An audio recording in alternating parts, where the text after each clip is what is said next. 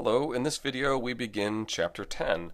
Now, I personally am not a huge fan of the organization of Chapter 10, so I rearrange it a lot in order to make me happy. And so in this video we're going to talk about polyatomic ions and hydrates, and then we'll continue through the chapter in subsequent videos. Okay, so we've talked about this before, but we'll bring it up again. So to perfectly introduce polyatomic ions, we need to talk about what happens when you dissolve things in water. Okay, so if you dissolve a covalent compound, such as ethanol, in water, you get the molecules of ethanol that stick together in the water, surrounded by the water molecules themselves. And so this is what happens when you dissolve a covalent or molecular compound that consists of just non-metals in water. Okay, again, we've talked about this before. Now, what happens when you dissolve an ionic compound in water? Well, ionic compounds are electrolytes because when you dissolve them in water, they break up and dissociate into different ions that are each surrounded by water molecules. However, now we can investigate this picture a little more now that we've talked about Lewis structures and things like that.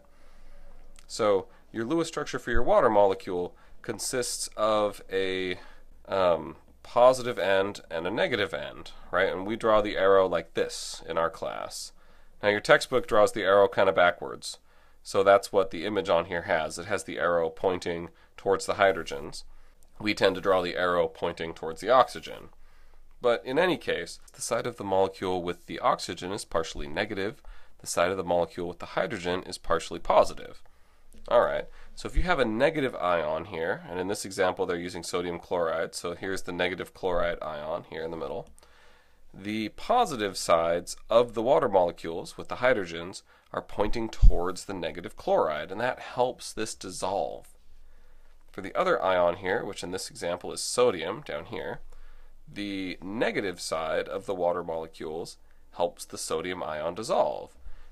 My high school chemistry teacher referred to them as little tow trucks that will back up to the solid salt crystal over here and just pull away different ions and pull them into water to dissolve. And the positive ends of the water molecule will interact with the negative ions, and the negative ends of the water molecule interact with the positive ions. Okay, so this is something we've talked about before, but now that we've discussed Lewis structure and polarities, we can add a little more detail in here. Our point at the moment is to talk about what happens with polyatomic ions. So say you have magnesium sulfate. Now we haven't really talked explicitly about what these are, but here's the magnesium over here. It's positive, so it's hanging out with the negative ends of the water molecules. Then over here is SO4 2-. And so this stays together like a molecule, so it doesn't break up into its constituent atoms. But it still is an ion in water, and so it's a negative ion, so it will get surrounded by the positive ends of the water molecules. And that's what polyatomic ions do. They function like ions in water. They dissociate from the ion of opposite charge, but they stay together by themselves. So instead of just one atom being the ion, now you have a chunk of atoms, a group of atoms becoming the ion. And so we've drawn the Lewis structure for many of these now, and I kind of like how your textbook waits to introduce polyatomic ions until you've drawn Lewis structures of them so you truly appreciate what they are. But when we're drawing Lewis structures of things like this, like sulfate or nitrate or ammonium, well, they're these molecules that of course stay together in solution, because that's what molecules do, but they also have a charge, so they function like an ion. So we'll need to name these. They are a very commonly used thing in chemistry, and we want to be able to talk about them. So how do you name them? Well, ultimately, some of them you'll just have to memorize. Cyanide is Cn-, hydroxide is OH-, ammonium is NH4+, acetate is CH3COO-, or C2H3O2-, depending on how you want to write it. It's this molecule. I tend to write it CH3COO, because I think that implies structure much better, and the structure on this thing matters. But okay, so these ones you'll just have to memorize. Here's the name, here's the formula, and just commit those to memory. A lot of the other ones have some sort of system, so this will involve some memorization, but if you understand the system, it'll overall make your memorization easier. So oxyanions are polyatomic ions that have oxygen and a nonmetal in them.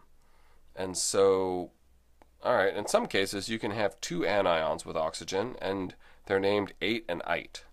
So let me talk about this a little more. So the one with more oxygen atoms, you take the root name of the atom, the nitrogen in this case, and then you put ATE after it. So the NO3 becomes nitrate. Whereas if you have the less oxygen atoms, you take the root name and put ITE. So NO2 minus is nitrite. They both have the same -1 charge, it's just that they have different numbers of oxygens. And if you go and draw the Lewis structures of these, you'll see that you can draw perfectly fine Lewis structures for both NO2 and NO3, so it can exist in both forms. So we call the one with more oxygens nitrate, and the one with less oxygens nitrite. Alright, sometimes you can have more than two versions. So how do we name this? Well, the core here in the center is the same as it was before. If you have more oxygen atoms, you take the root name of the element that's not oxygen, put ATE after it. So if you had ClO3, that's chlorate. If you have less oxygen atoms, you take the root name, you put ITE after it. ClO2 minus is chlorite. But now you have an even less and an even more version.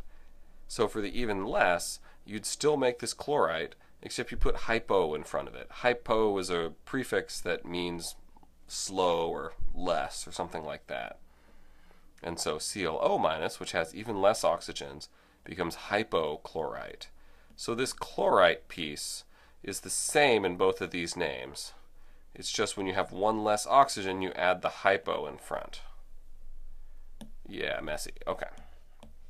Now, from our base set here, if you go to even more oxygen atoms, you keep the same name, but you put per in front of it.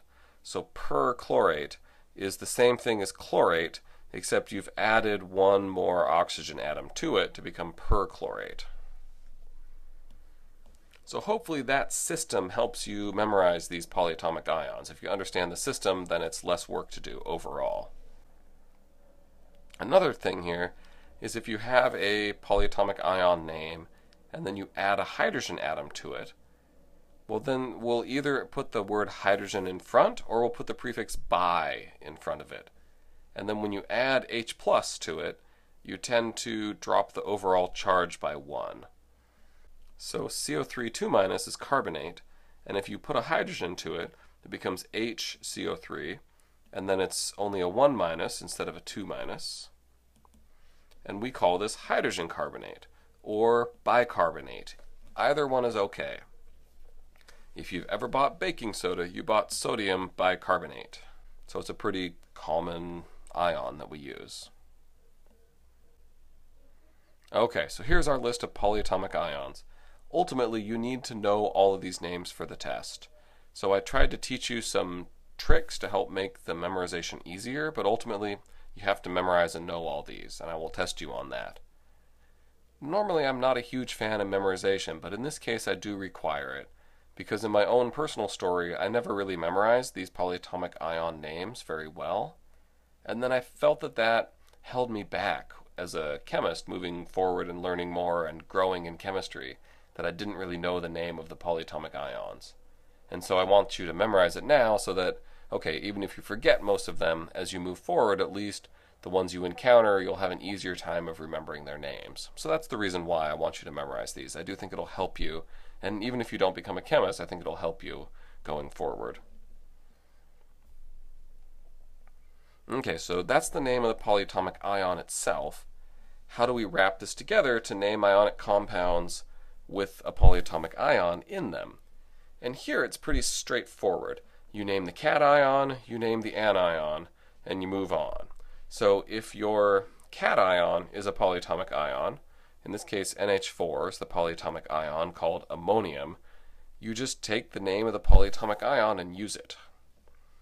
Then, in the case of NH4Cl, the anion is chloride. Okay, so this is just like we were naming them before. The root word here is chlor, Since it's a negative ion, we call it chloride, and we just use that same trend here. And then this thing over here is just me reminding you what the cation name is. Don't write this when you're actually writing the name of the compound.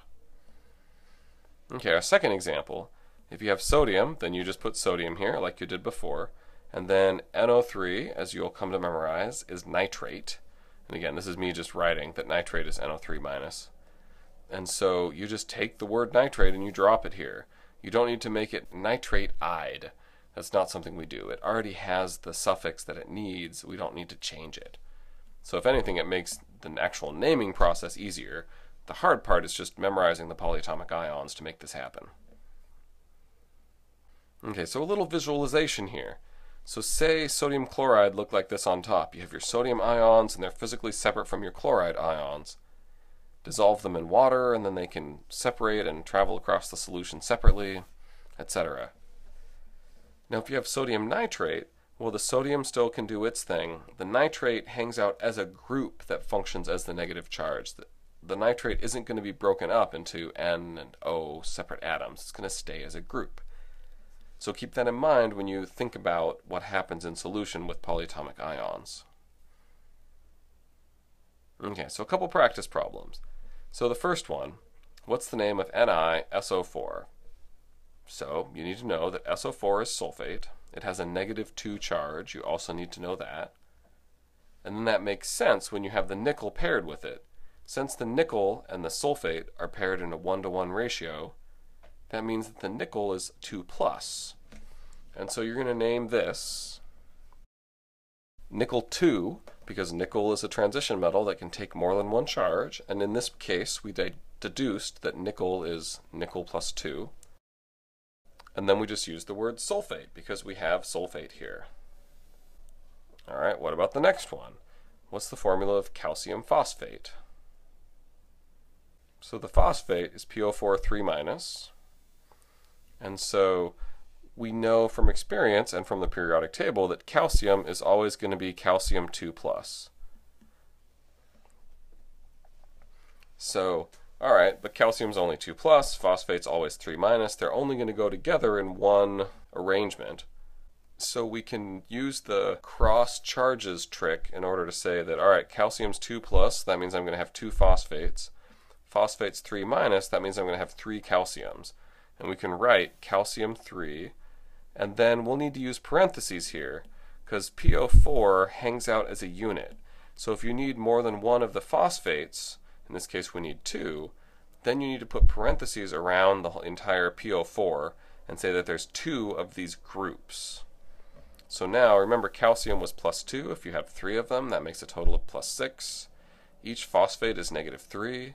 You have 2 of them, that makes a total of -6. Overall these charges cancel, and then that works to put this formula together for calcium phosphate. Okay, so as you can imagine, this is naming that I want you to be able to do. So please practice it as necessary until you can get the hang of it. Okay, the last thing we're going to do in this video is talk about hydrates.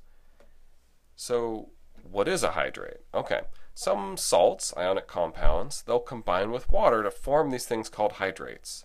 So the water is incorporated into the crystal structure of this ionic compound. So you might have a sodium atom, a chloride atom, a water molecule, a sodium atom, a chloride atom, a water molecule, all arranged together into this crystal structure, into this solid hunk of whatever the salt is. So for example, if you have copper 2 sulfate, well, copper 2 sulfate very readily makes the pentahydrate. So there'll be copper 2 sulfate and 5 water molecules for every copper and sulfate that you have. And they're just absorbed into the crystal structure somewhat. And so how you name them is you just put the prefix for how many water molecules there are. In this case there's 5 of them, so there's penta.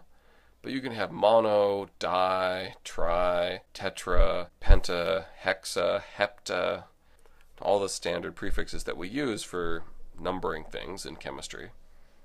And so copper 2 sulfate pentahydrate. And so you glob this together as the whole word for it.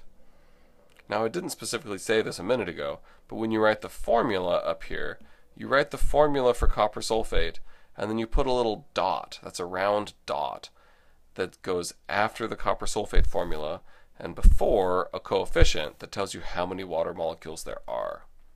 And that's how we write hydrates. Okay, one other thing to keep in mind about hydrates is that they're kind of variable in a way.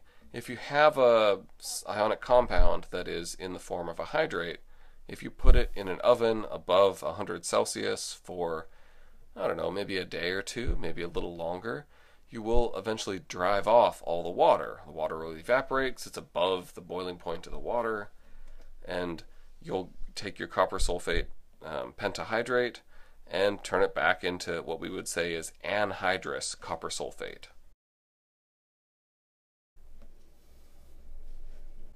Where are hydrates useful? Everywhere. One of the tricks about ionic compounds that form hydrates is that you may have your ionic compound in the bottle, and if you expect it to be the anhydrous form, then you're going to expect its molecular mass is going to be just that of the cation and the anion. But if the bottle has been opened for a long time, or it's old and water is seeped into the bottle somehow, then it will absorb water. So you'll weigh it out thinking its molecular mass is one thing, but really you have some degree of hydration there, some form of hydrate, and then the actual molecular mass is another number that's a lot larger. Because when you're counting the molecular mass of these, you have to include the mass of all the waters as well. So that's one complication that hydrates present. Another thing about hydrates is that they're super useful. So if you look in this table, you have things like wallboard or drywall, Epsom salts. We make alum in the lab, so that's a hydrate. Borax, things like that. All just naturally come as hydrates and are used in that form. So they're a pretty common part of chemistry. Just one that we introduce for a whopping 5 minutes in a video and expect you to know. So definitely take the time you need to be able to name these and understand what they are. Okay, that's what we have for this video. Thank you for your attention.